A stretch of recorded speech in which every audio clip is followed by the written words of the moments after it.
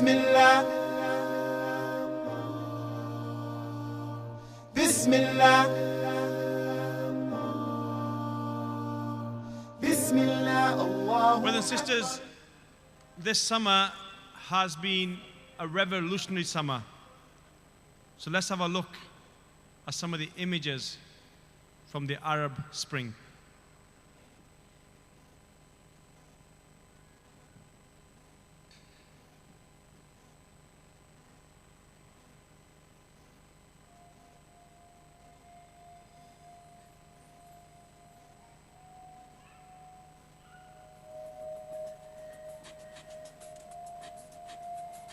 We want to choose our president because we want to take this country into the future.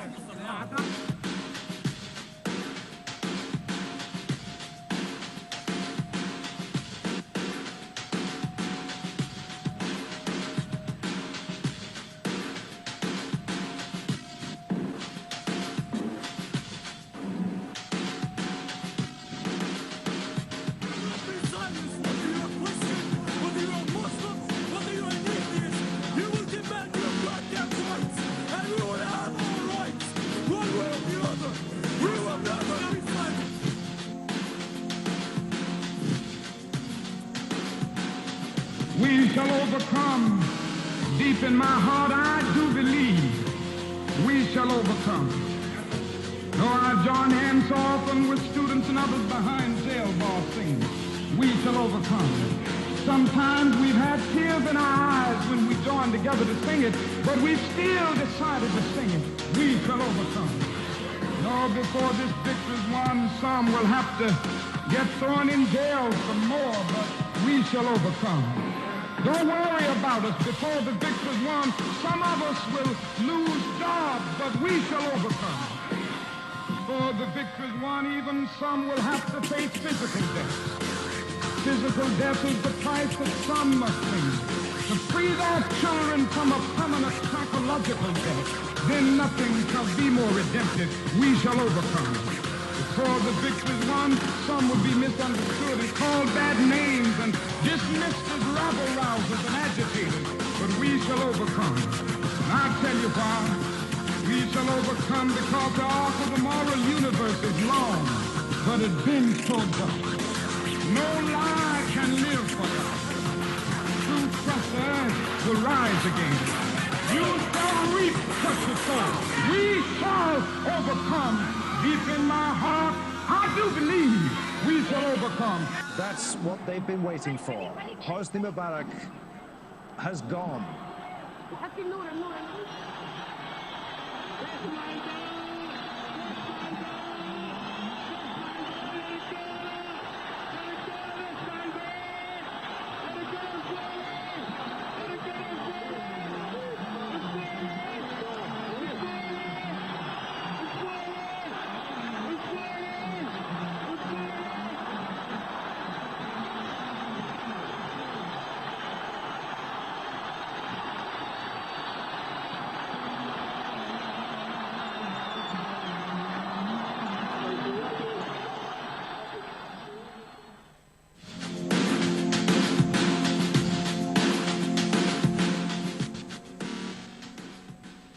Brothers and sisters, I don't know about you, but I think we should all be upstanding for the millions. I think we've made a massive change, and really, all I can say.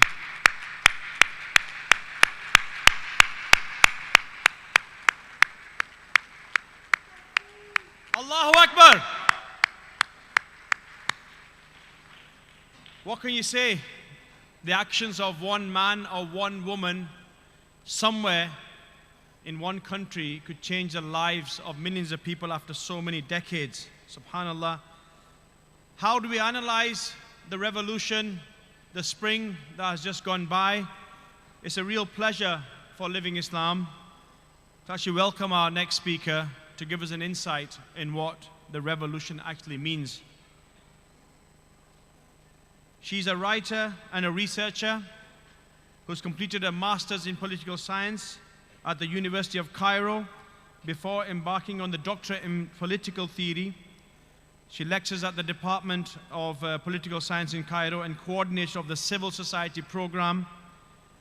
She's also running a program for research and training in the City Center for Political Research and Studies.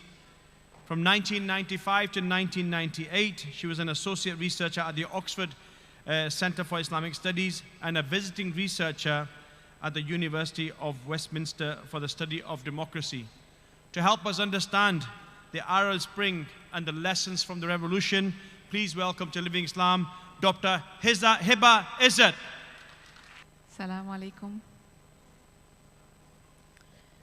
It is indeed my pleasure to be here with you today, coming from Cairo and leaving Tahrir Square behind to a very big demonstration today where the Salafis and the Ikhwan decided to go to the square after it has been actually a space for demonstration for different groups and different parties.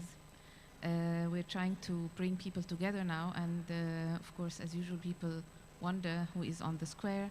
Today, it's everybody, and even the Islamic parties and forces decided to go on the square. Some people fear that they are showing their power, and others have been trying to consider this to be just a mosaic of who has been participating in the revolution. I will not give a classic or traditional lecture about the factors, the scenarios, the details of what happened in the Arab world, but I think that we all witnessed what happened in Tunisia, and Egyptian people have been trying to change the system for some while.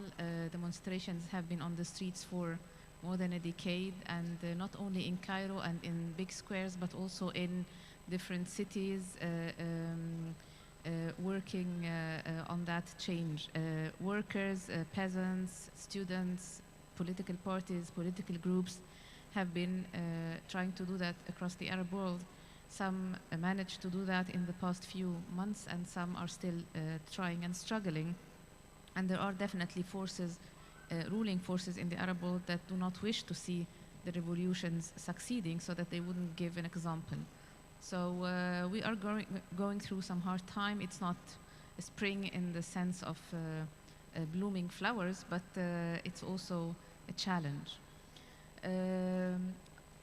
I think that I will talk about my own personal experience with revolution, because I happen to live on Tahrir Square. So this is where I live, and this is where I have been brought up. And the square for me represents a very significant symbolization of the different faces of Egypt, because for those who did not visit Cairo, Tahrir Square has the Egyptian Museum, which represents the old pharaonic civilization. It has the American University in Cairo, which is somehow representing the Western influence on the culture, on politics.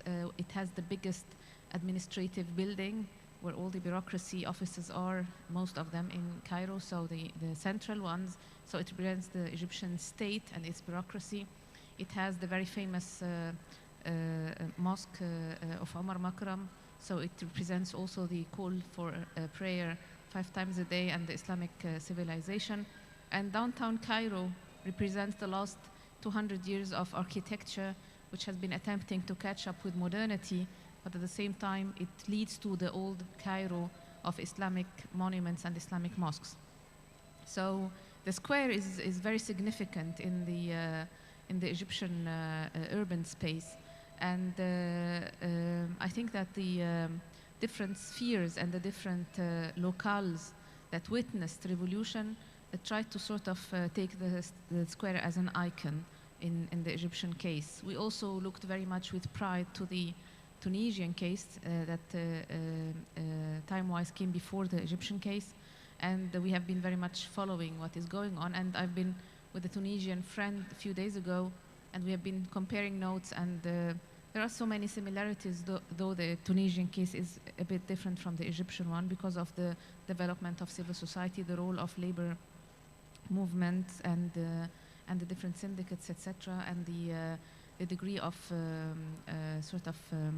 Islamization of the public sphere in Egypt is bigger. What happened actually is that, to put it all in a nutshell, people decided that they will not take it anymore. And at a specific point, the Egyptian masses decided they want to have change in their day-to-day life. They were coping with a regime that was authoritarian and very brutal as well. The records of the Egyptian and Tunisian examples in human rights violations are horrific.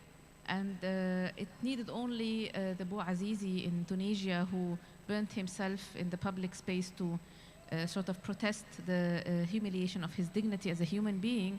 And also it took a few bullets from the Ministry of Interior facing the civilian demonstrators to set the people's will free in order to change the situation. The biggest lesson that I think that we can learn from the Arab Spring and from the different revolutions in different Arab countries is that people matter. When people decide that they will not take it anymore, people matter.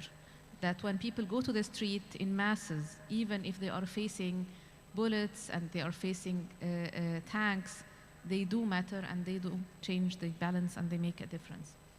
The second lesson is that we were talking about women's emancipation and women's rights this morning in one of the sessions, and I think that you saw on the screen the participation of women on the streets. We saw it in the case of Tunisia, we saw it in Egypt, we saw it also in Yemen, interestingly, to see these women who are covering their faces coming to the streets and protesting and demonstrating and staying overnight and helping others to keep on the struggle. So it's not only about talking about women's rights and equality, it's about how women act in such transitional periods in order to establish their own legitimacy as citizens and as sisters in the political and economic and social realm.